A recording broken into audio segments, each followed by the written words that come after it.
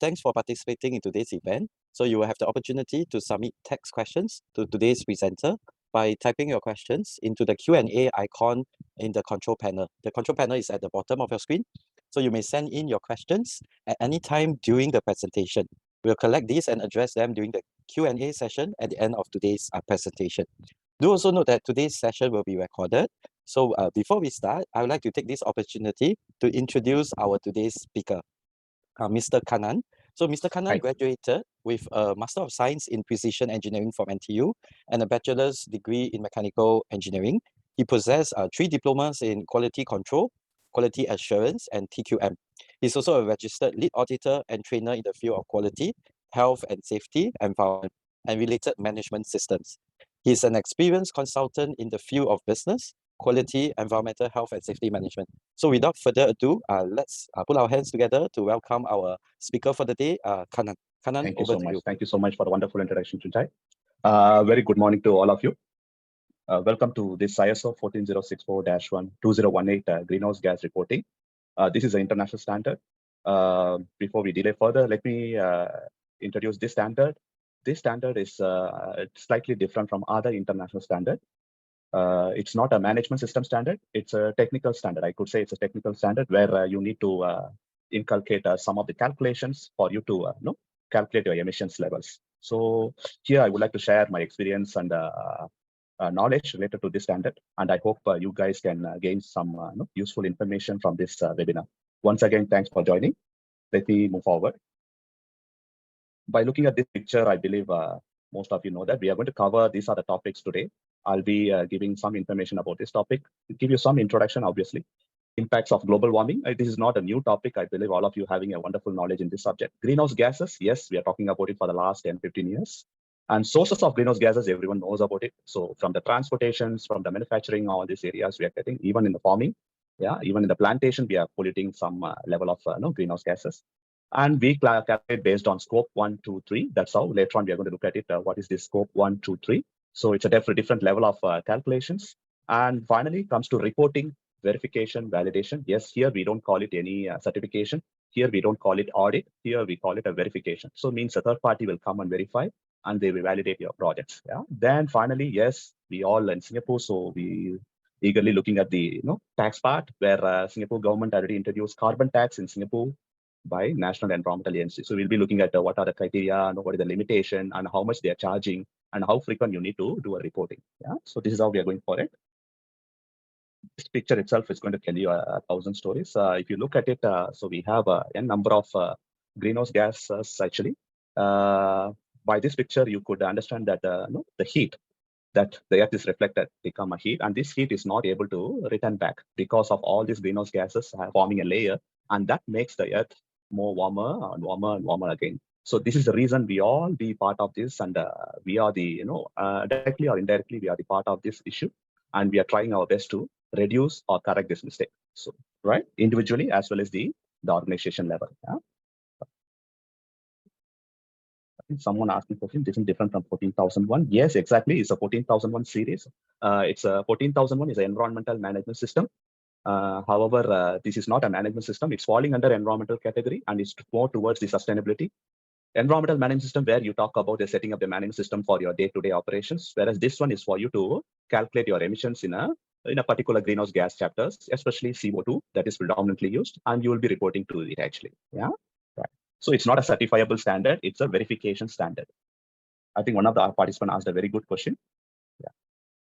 It doesn't mean once you have ISO 14001, this standard will be much easier for you to implement. It's totally a different era where you're going to do a lot of technical calculation.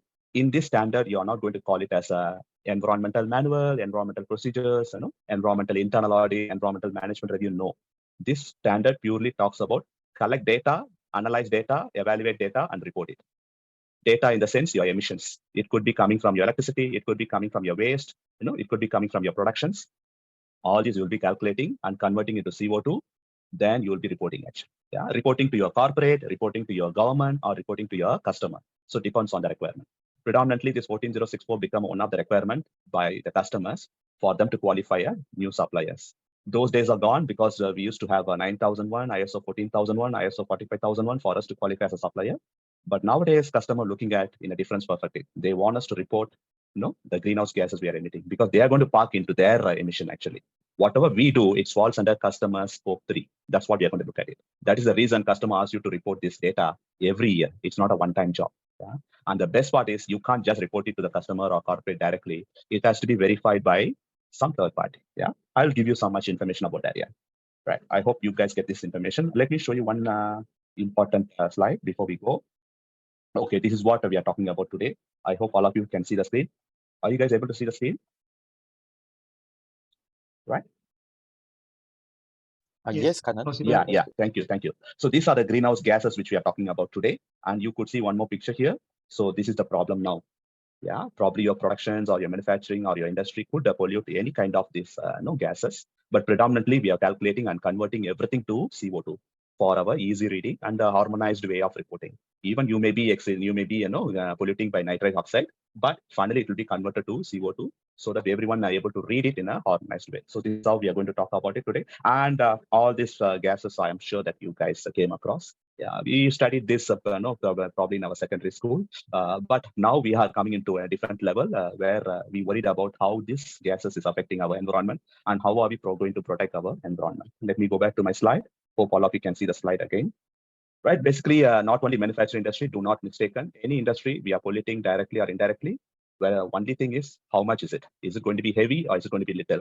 Whether little or heavy, we try to show our commitment towards protecting the environment. My second picture will tell you many informations. If you look at this, I think I don't need to explain. Looks like so the way the product shows in the picture, almost more than 50% polluted by packing material.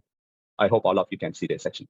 Yeah, and the next highest one is the retail and vending refrigeration, which causes a lot of pollutions actually, and followed by ingredients. So this is how the product can be elaborated, and you guys also can be look into this way of identifying how much we are polluting in which way and how much projects we could invent. That is the main reason where you guys going to look at this reporting. Yeah, so we are going to give a priority on 80:20, means comes to a bigger one and focus on that to reduce it. That's how overall reduction will be done. For example, if you look at the carbon footprint of this picture, 170 gram of CO2 per 330 ml of water. So in order for them to sell the 330 ml of water, they are polluting 170 gram of CO2. Yeah, not only production, yeah, it also talks about retail and vending. Yeah, and finally 0.5% consumer use and disposal. Yeah, which is very less actually. Yeah, which is very less. But comparatively, packing material is the highest, right? Right, this standard is in the market for many years, and we are talking about this subject for the last 10, 15 years, but predominantly now it started to become a very hot cake in the market, where most of the customers, they start asking this for them to demonstrate their compliance and then commitments, especially in a corporate social responsibility. This one become one of the important topic actually. So usually in a corporate social responsibility, we talk about ethics, we talk about the environment, we talk about labor, we talk about occupational health and safety, yeah, and we talk about the management. In that environment, one of the biggest topic they are talking about greenhouse gas emissions.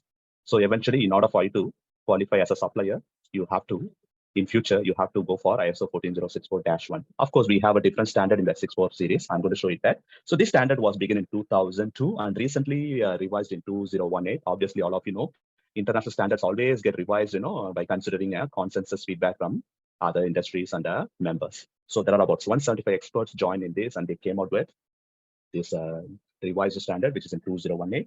Yes, this is what I was trying to tell you guys. So we have three kind of standards. One is 642018 part 1. That's what we are going to talk about it today in most of the cases. In most of the cases, 64-1 is going to be applicable to all the industry. Yeah, it's just calculating the current situation and reporting it. Whereas 64-2009 part 2, we call it -2, which is mainly for project based, where after you reported, you realize it, you want to reduce something, and you want to introduce a new project to reduce. So that's where the ISO 14064-2. Let me explain once again. If you look at this picture, if Coca-Cola decided to reduce this 56.4 and he decided to introduce some projects, that projects will be validated whether it's going to work or not. And finally, after the implementation of projects, that projects will be verified. Yeah, that's called 14064-2. So in other words, after you came to know your current situation, you may come up with a new projects for you to improve your CO2 emission or reduce your CO2 emissions. Right, so that is where 14064-2. Finally, 14064-3. This is not for us. This is for verification body. Yeah. So we are very familiar with certification body. Am I right on? So for ISO 9000, ISO 14000, all these standards are audited by certification body, and we call it audit. Whereas here, the same body will be called as verification body. And the auditors will be verifiers. We don't call them auditors, we call verifiers. They will come down and they will verify our data, whether the data is genuine, whether the data is accurate, whether our calculation is accurate. Yeah, all the formulas we use to calculate the GSG, is it correct? So these are the things they're going to verify, and they're going to give a verification statement. There is no certificate involved in this standard implementation. And the best part, this verification statement, you have to do it once in a year. For example, if I go for now, I have to do a verification of my data for 2022. If I go next year, I will be doing a verification data from January to December of 2022. Understood? Right? So this is for the part 3. Yeah. So predominantly part 1 and part 2 are applicable to us. Let me look at the question and answer also. Yeah. Right. ISO 14064 different from GSG protocol. In fact, GSG protocol is promoting ISO 14064. They are the one introduced this standard together with ISO. If you go to GSG protocol website, you will be able to identify all the information related to 14064. In fact, to make it a standardized and international level of acceptance, GSG protocols now focus more towards 14064. Yeah, right. Okay, let me move to the next slide. Okay, how can the standard be used? Whether the standard can be integrated with your existing? Yes, you can do that. But fortunately, the standard doesn't need much procedures, almost zero. Fortunately, the standard doesn't need your internal audit. Of course, your internal data verification is important. The standard can be used to implement robust system for monitoring and reporting of GSG emissions. Basically, you guys are, most of the industry already certified ISO 14001, and we used to monitor our electricity consumption, water consumption, waste consumption, all waste generation, all this. But all this will be calculated and converted into CO2. I'll be showing some samples. Yeah. Second, to facilitate the development and implementation of an organization GSG management strategies. That is why international standard taken over now from GSG protocol. Now GSG protocols gives a lot of information about how to calculate into GSG gases, like formulas, all these things. But whereas what standard we are going to implement is a 14064 dash. Let me show you the GSG protocol website. One, just give me a minute.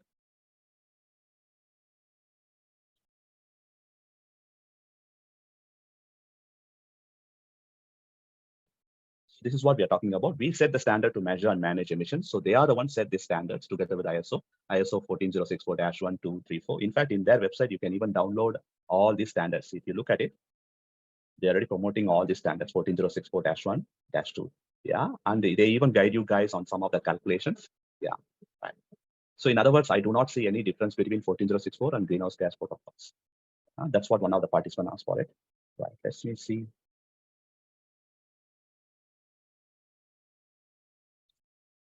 Someone asked how the sustainability reporting 14064 going to be part of the sustainability report. Yes, not necessary. You need to go for ISO 14064.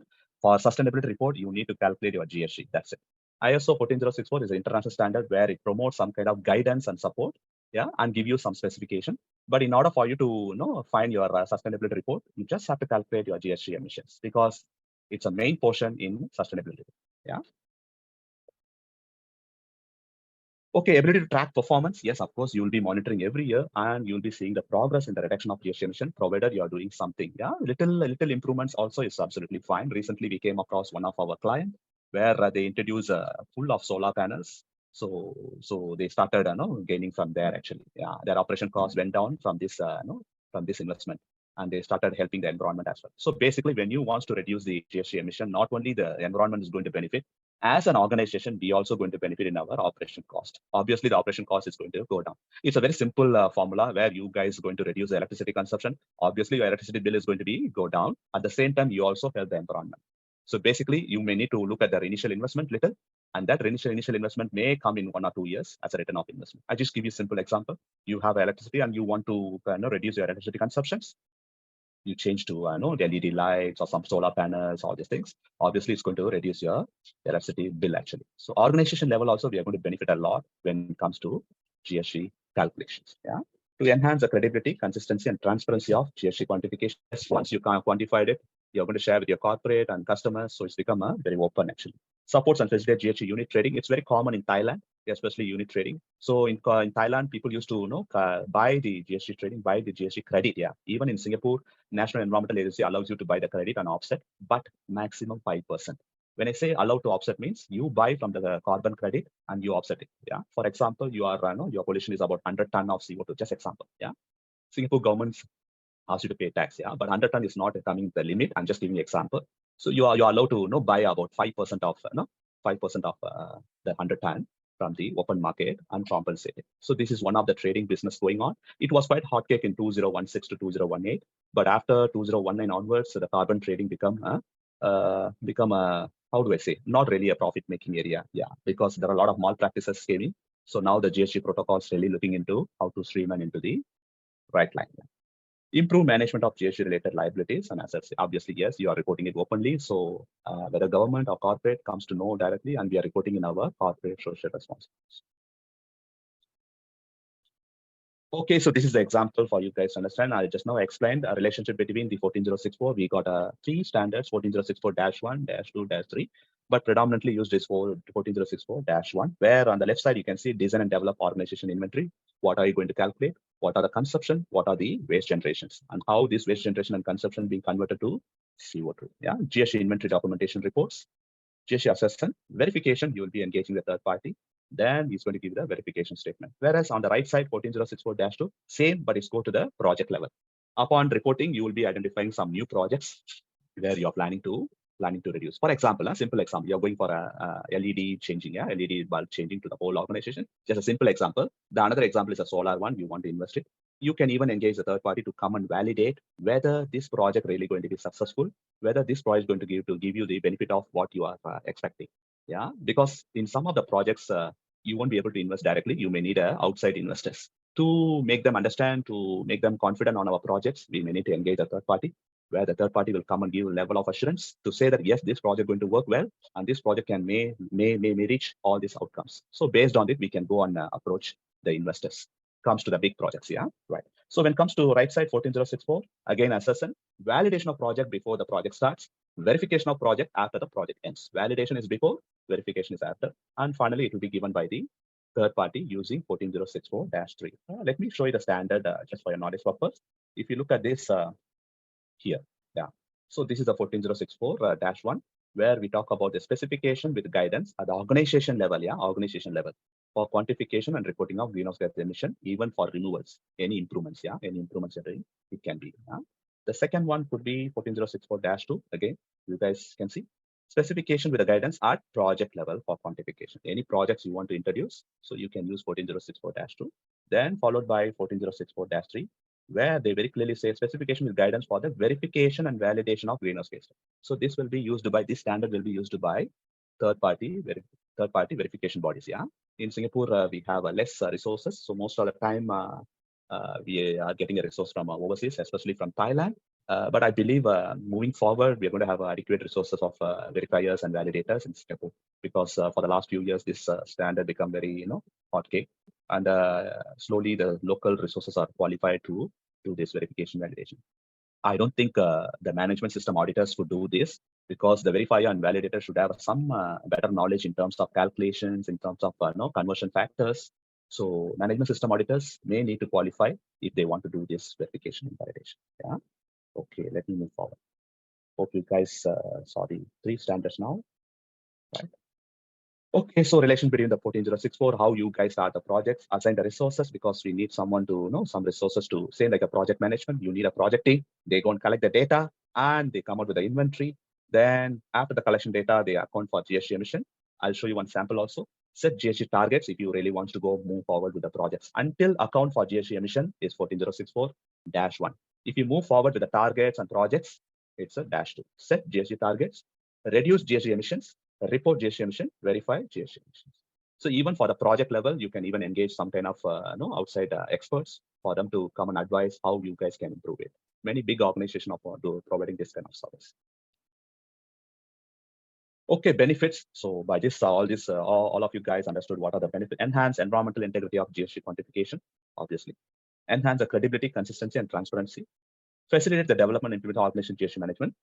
Facilitate development and implement GST projects. Yes, upon reporting, you will be knowing where to start. What kind of projects needs to be looked at. Whether you need to focus on manufacturing side, or whether you need to focus on the logistics side, or whether you need to focus on the waste generation side. Yeah? Depends on the priority.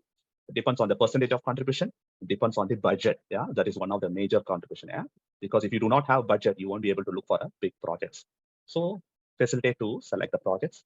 Facilitate the ability to track performance. Facilitate the crediting and trading, which I mentioned earlier. Yeah.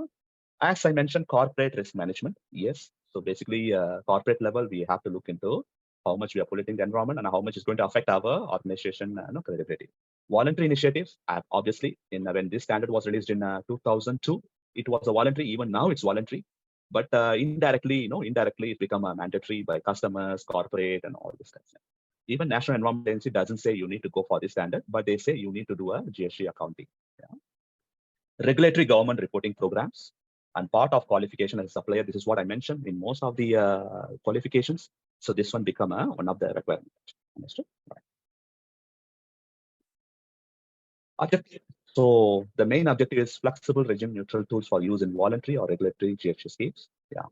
Promote organized best practices, because among the employees, you will be able to share the data and they know where the data is getting affected, and they could contribute their level. Support the comparability and environmental integrity of GHG assessment.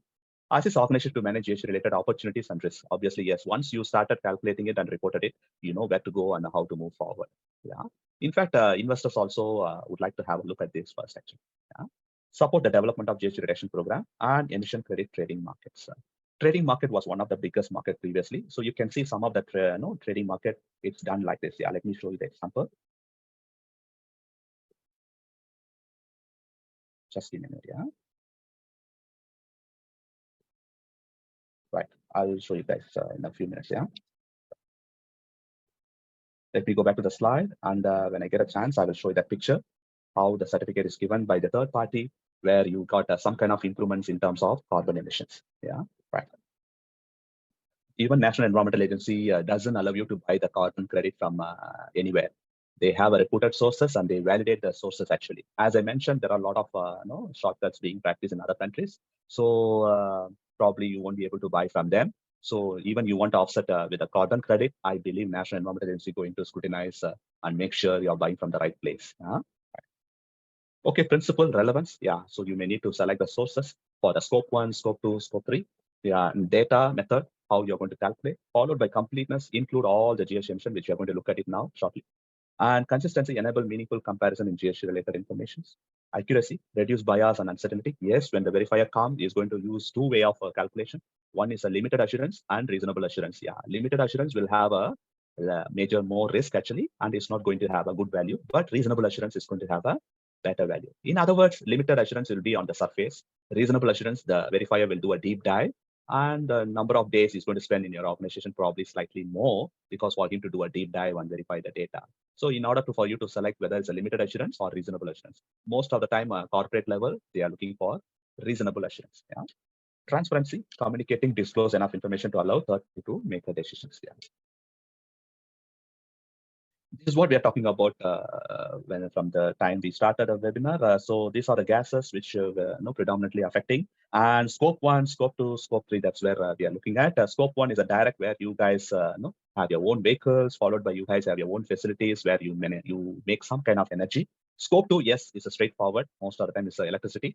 And scope is a real difficult task to calculate.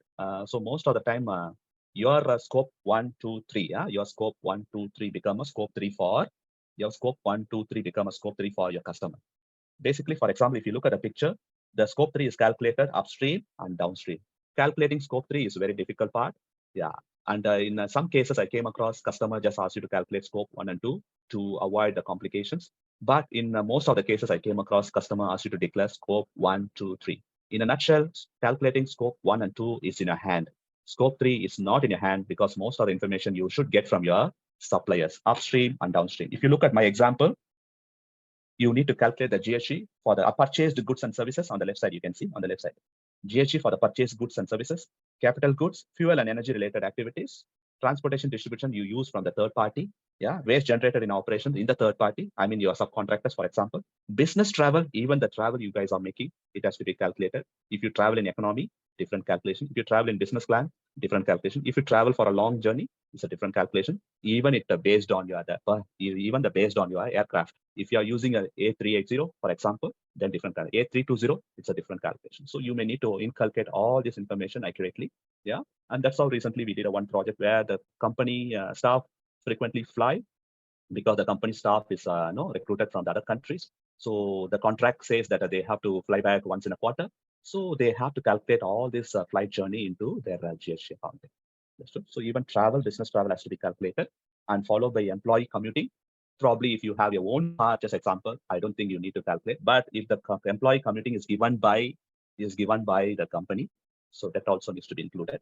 And leased assets, followed by on the downstream, all these things, including a franchisee, investment, lease assets, all this. So if you look at the picture, I believe you guys understood. The more complicated and more tedious calculation will be on the scope 3. Yeah, so that is true. Yeah, that is why initially when this standard was common predominantly, most of the corporates started calculating 1 and 2, but it is not really accurate enough. Yeah, right. Right, quantification of GST emission and removals. Yeah, you can even think of some removals, but again, it depends on the investments. Identify GST source and sinks. Select the quantification methodology. Yes, in National Environmental Agency website also, you have some information on conversion factors. Yeah, right. And select and collect activity data. Select or develop emission factors. Emission factors are available in National Environmental Agency. Calculate emission and removals. Understood? Yeah. Okay, reporting of GST. So as I mentioned, you need to prepare the report. So probably you guys may need some guidance from the third parties, some external consultants like us. So we could guide you all the way to identifying the inventory and all the way to calculate. No, the data has to be provided by you guys, but we will be guiding you all the way to prepare the reports. Prepare GST report to facilitate GST inventory verification, participation in the GST program. Determine the content, structure, public availability, and methods of dissemination. What you want to disclose, what do you not want to disclose. So all this you can decide, and the report has to say, so what are the scope and inventories you are covering? Yeah, right. So the reporting has to be done by the organization. Then the verifier will come in.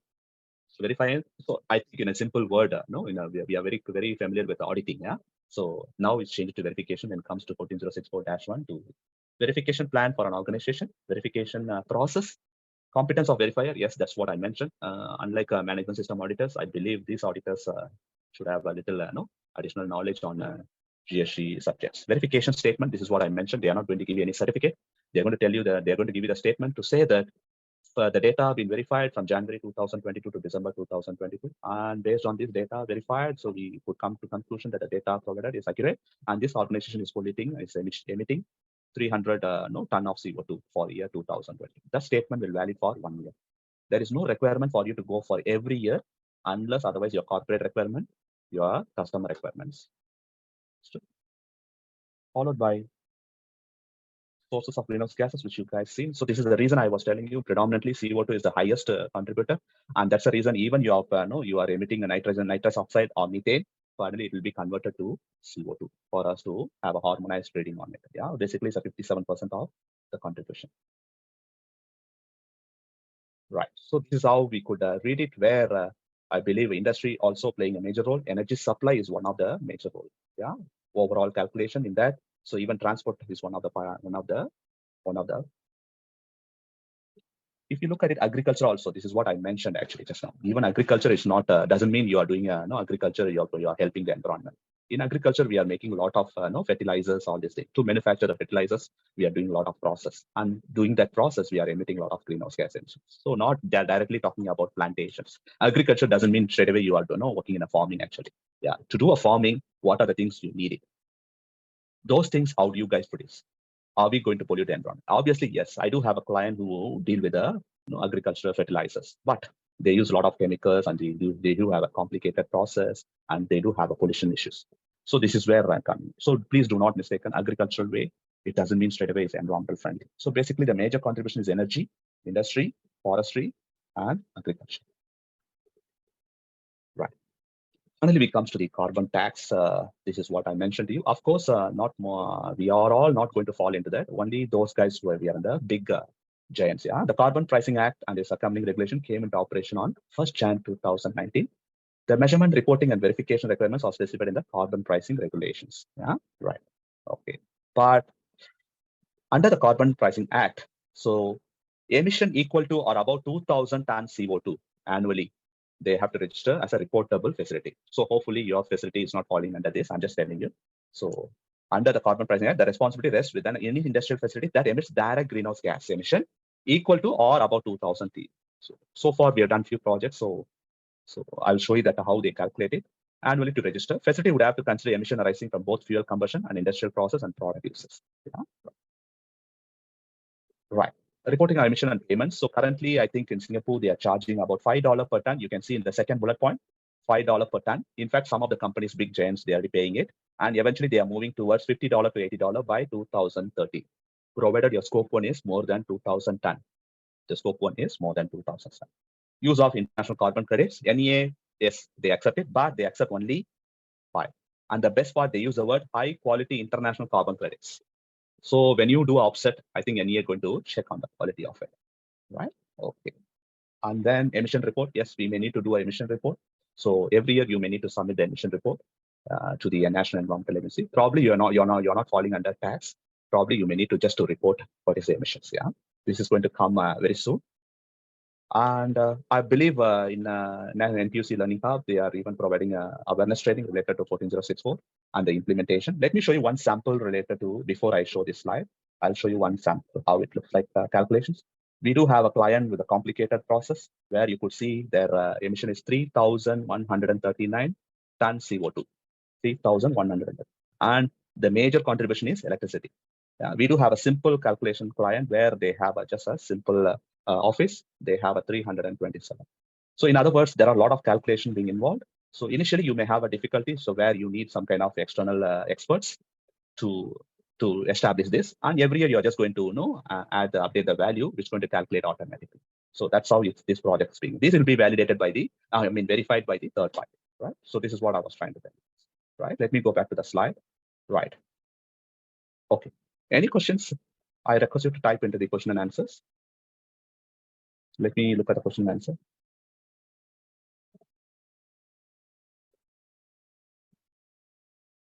Yeah, someone asking 14064 support and facilitate GST unit trading. Can it be utilized overseas project? Obviously, yes. We don't need to worry whether the project should be inside the Singapore. You can do anywhere as long as you are able to show the validation of the project and the project being verified by third party. It's absolutely acceptable. Yeah. What is the fee for such verification and validation process by third party? Depends on your complexity of the process. For example, recently we did one project where the verification was done for 2 days. And last year we did one project, the verification was done for 11 days. So it depends on the size of the organization, the complexity of the process. Yeah, usually it's 2 to 10 days, I could say. And the charge is roughly, yeah, I'm just giving you an example. So one mandate could be $2,000. So is there any changes to my operation after the verification? Oh, okay. If the changes is not expected or highlighted by the verifier, if any changes you need, you can do yourself. But whenever you do any changes in your process, it is good for you to collect the data and recalculate it and verify again. Yeah. If your process is stable and you're not going to change anything, your calculation methodology, everything remains same. You just update the data every year. Yeah. Okay, let me look at the other questions. Is there a difference from IOQ commercial building and ISO particular commercial building? What is IOQ? Anyone? Singapore carbon tax is adequate equal to address Singapore emission. The target of $50 is considerably lower than the carbon tax in some other countries. Probably yes, actually. Yeah, they are actually, we are pretty safe, especially in Singapore. We are not really polluting that much, and government is taking in all way. We do not have a heavy industry. I could even say that, especially a car manufacturing industry. Just example, in what I came across, car manufacturing industry, one of the highest polluting industry, and that is why some of the countries they do not want car manufacturing factories. Facilities inside the country. I think Singapore is smart enough to to do that. There are some other countries which I don't want to mention. Their automotive industry is really big and big, but their pollution level also it's really remarkable. Yeah, it's a shocking. So that could be one of the reasons where Singapore doesn't allow any car manufacturing industry. Okay, where can I find formula to calculate the emissions? In most of the cases, you can find the formula in GHG protocol website. Yeah. Maybe request for the slides after the presentation. I believe they are going to post this into the YouTube if I'm not wrong. Chunchai, would you be able to answer this?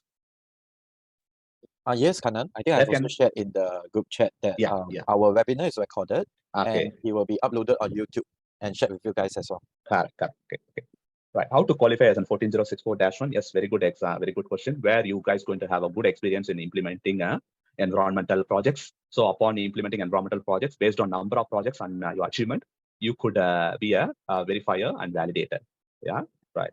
You don't have any specific training like a lead auditor training.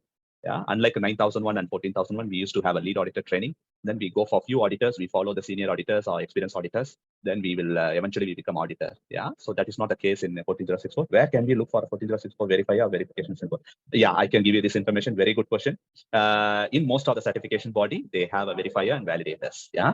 I do not want to mention the certification body name, but in Singapore, most of the well-known certification bodies, they have their own verifiers and validators. But we do not have much resources in Singapore. So even for my projects, we used to receive the verification person from overseas. So currently, I believe we have a shortage of resources. Yeah. How can one become a certified verifier? Yes, this is what is a good question. You guys have to have a good experience in GSG projects, especially GSG removal and GSG emissions. And based on that, you could have a better knowledge and become a certified verifier. Okay, the Formbased are old and aging. Can be used these old ways to be considered for eradication of Formbased? I think it's a quite tricky question. Formbased, I'm not sure about it. I don't have a good experience in Formbased. Does the standard require internal audit verify prior to the standard? No, internal audit is not a requirement. Management review is not a requirement. But internal verification of data is required. For you to make sure before the verifier comes, you need to make sure your data is authentic, accurate, and collected without any error. Understood? Right. The best part is when the verifier comes, he's not going to issue any non-conformance. He's going to give you as the calculation deviation, data collection deviation. Then you may need to correct it and you need to resubmit it. In 90% of the case, the verifier will not come back again, but you can submit through through electronically. Then we can verify and keep it a verification. Unlike traditional standards, international standards, ISO 9000, 40000, where the auditor used to give a non-conformance and we used to reply, right? So here they don't call it non-conform, they call it deviation. And the deviation could be from the data collection or from the formula use or from the conversion factors. Is every company in Singapore need to register the 14064?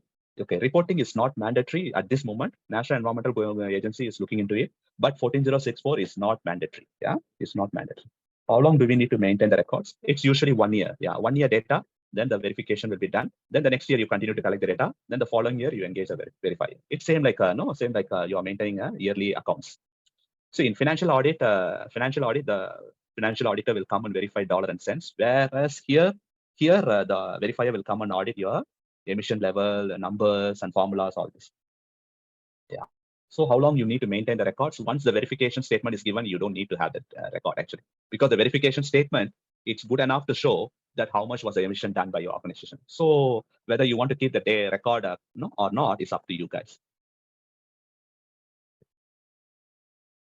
Right. I believe someone wants to pay more tax actually, because Singapore charging $50. So he's saying it's very low, considerably very low. Yeah, I agree. I came to know that other countries are charging quite X. So, but luckily, Singapore is charging $5 at this moment. $50 is not now. I believe by 2030 onwards. But most of the industry not going to fall under this, because what Singapore government are mentioning, I mean, National Environmental Agency is mentioning 2,000 tons CO2 from scope 1, from your combustion or from your industry, not the scope 2, not the scope 3. Yeah, right.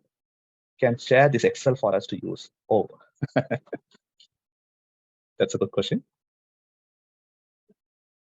I don't think we could share the Excel.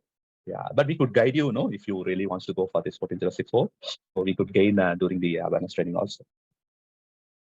While agriculture plantation is still growing, how can we measure the CO2 that is released in the air? And can this be considered GSG emission? Yes, agree. Agriculture plantation is, yes, it can be calculated. The conversion factors as well as the formula is already derived by GSG protocol. So the best part is in GSG protocols, they have a different industry, oil and gas industry, chemical industry, and followed by especially the agriculture industry, transportation. So they have a different level of industry and different formulas with the conversion factors. We're still able to calculate from the agriculture point of view also. Right. Anyone can perform the internal verification. Yes. You can perform internal verification is nothing the internal data check. So you can even use your subordinate or your other department manager to verify the data. Yeah, there is no special training needed. However, the in ISO 14064-1 awareness training could be one of the useful training that could help the internal verifier. But there is no requirement to say that the internal verifier should attend ISO 14064-1 training. Yeah. Right. If the conversion factors are in conflict with conflict between NE and GHG protocol or other international standard, which takes precedence to avoid argument.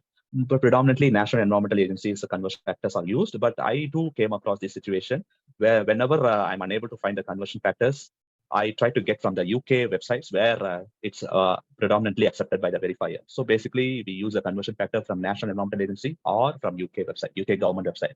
So usually there is no much arguments in that actually. Do we have a standard list of GHG emission based on activities? Oh yeah. We used to show this in the during our awareness training. So what are the items to be included in a scope 1? What are the items to be covered in scope 2 and 3? Is there any SDU points given for this webinar and certificate of attendance? Chunchai? No, there is no SDU points for this webinar and certificate of attendance. Yeah. May I have the link to the ISO standards? Yes, it's inside the GHG protocol website. You just Google it, GHG protocols. You will be able to download it with a free of cost. Yeah. Can the verifier actually verify about 200,000 hectares of palm plantation? Yes. He can do that. But that's what I said. 200,000 hectares of palm plantation, he will be doing a sampling. Yeah. And based on that, he will be calculating number of days he wants to involve. I ever came across the verification alone was done for 56 days. So it depends on your activity and the process. Yeah.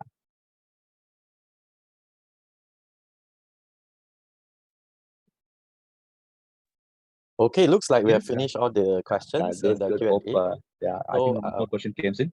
Yeah, I just want to emphasize that that there is no certificate of attendance for this webinar or this webinar itself. So if you guys are looking at our course, please scan the QR code and we will get in touch with you shortly on your transformation journey in terms of implementing the ISO standards.